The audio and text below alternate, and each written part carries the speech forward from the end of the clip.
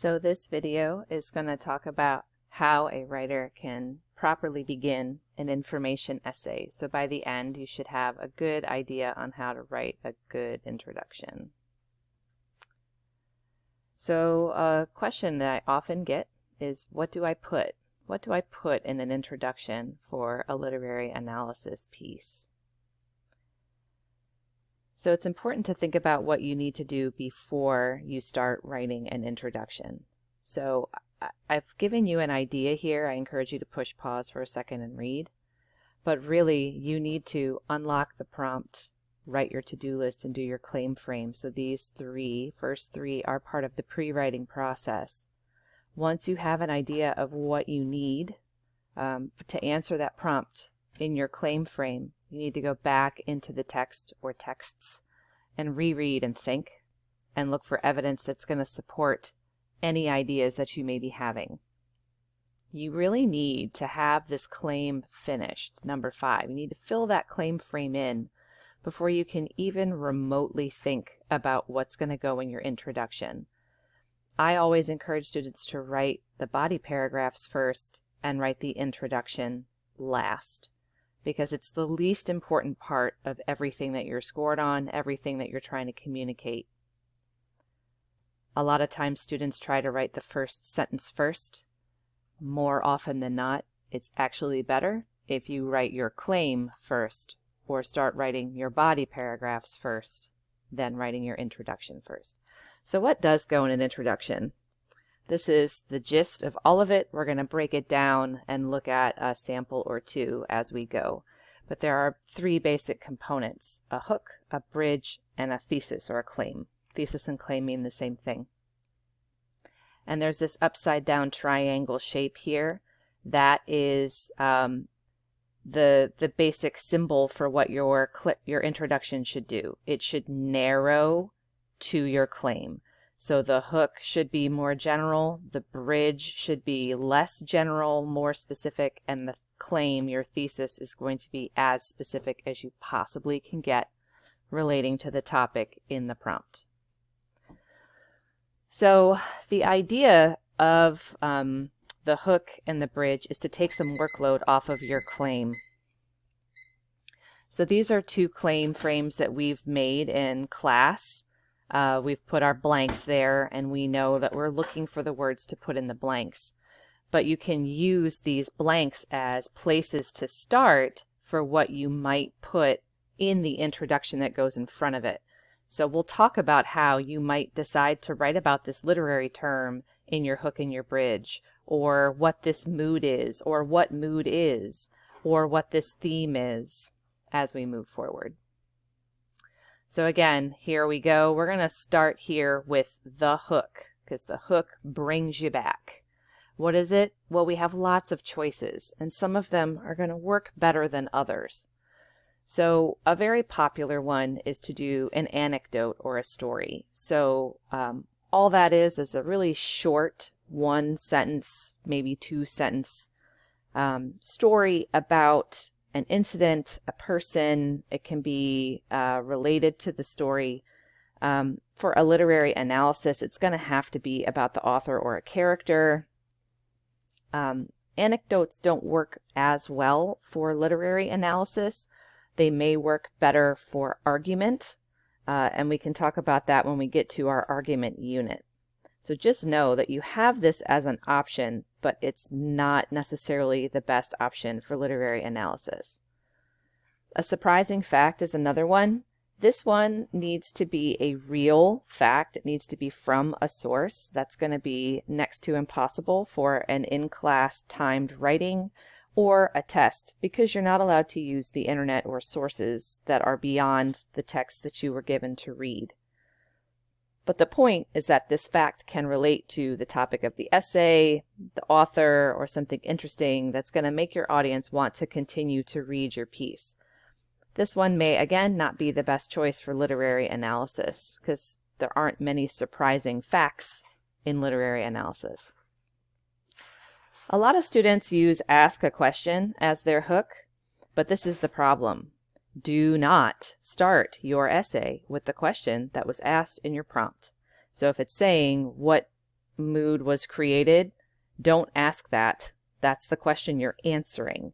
So the idea about asking a question is to pose a question about the author or a literary term or a character or a plot point or a conflict or something. Because remember, the point here is to hook the reader. You want them to think about your question as they continue to read. A quote from the text. This is a very safe option. It's applicable to just about any prompt, especially for literary analysis. What you want to do is this check mark here. It needs to be very selective. You want to pick something that's really going to interest your reader and lead to that topic or topics in your claim. So you might pick the most exciting moment in the story, or something about the character, or the part that you feel like is really going to set the tone for your piece. Another fan favorite is the background info. If you're really stumped or pressed for time, this is a good one to choose because it's just there. The problem with background info, where you give information about the story or the author or the character or the literary term, is it's very boring. It's most often very difficult to use this as an actual hook to bring a reader into the piece. So let's look at some examples. Which one do you think this is? There are 2 billion TV sets used in the US today. Write your answer. What about this one? Imagine a snowstorm in central New York in the early 1960s. The bus you've been traveling in can't make it across the bridge. You're stranded. No cell phones, no plows, no family. You're marooned in a strange diner with complete strangers, including an alien known to you. You've just crossed over into the Twilight Zone.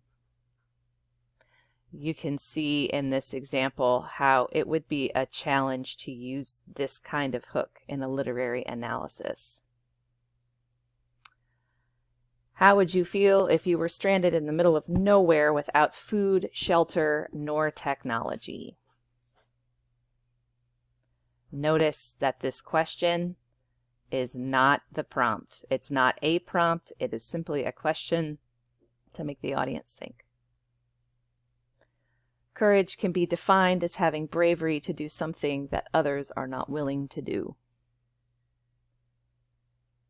Again, you would want to make sure that this is an actual definition. It's an actual thing that came from an actual source. It's going to be very hard to do that when you're not allowed to use the internet on certain assignments. The incomparable Amy Poehler said, "I knew from a young age I wouldn't be known for my looks." All right, so we talked about hooks. You've got some examples of hooks. The next step is the bridge. The bridge is the thing that connects this very broad statement or idea to your very specific claim and thesis. So the bridge is often the longest part of your introduction. It can be anywhere from 1 to 3 sentences, and its job is to explain the hook, to start narrowing it down to whatever the very narrow topic is in your claim.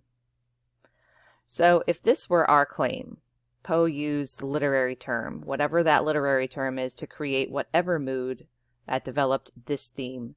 You could really use any of these as a hook, including Poe, and then the bridge could take you through the other ones. So you could say something like, Edgar Allan Poe is well known for his dark and foreboding moods. His moods are often created by setting and imagery using very elevated diction. Those often create the theme, blah, blah, blah, blah. Poe uses these literary, right? So the idea is that you can start with any of these blanks. Same here. We can start with whatever character it is. So if you wanted to talk about Harrison, you could talk about the character himself. Harrison was a 14-year-old put in jail. Could you imagine being put in jail at the age of 14? You could create your theme statement. You could write your theme statement above the claim so that you don't have to put it in your claim. You could refer to it earlier. Any literary terms or characterization methods, you could use those as your hook and your bridge. So the idea, friends, is that you can really do a lot of things between your hook and your bridge to take the pressure off of your claim. But those of us that are writing one sentence introductions, this is the breakdown. So our hook is usually one sentence, sometimes it's two. The bridge is 1 to 3, the claim is 1, so that's where you end up with your 3 to 5 sentences. So let's take some time now and practice different kinds of hooks.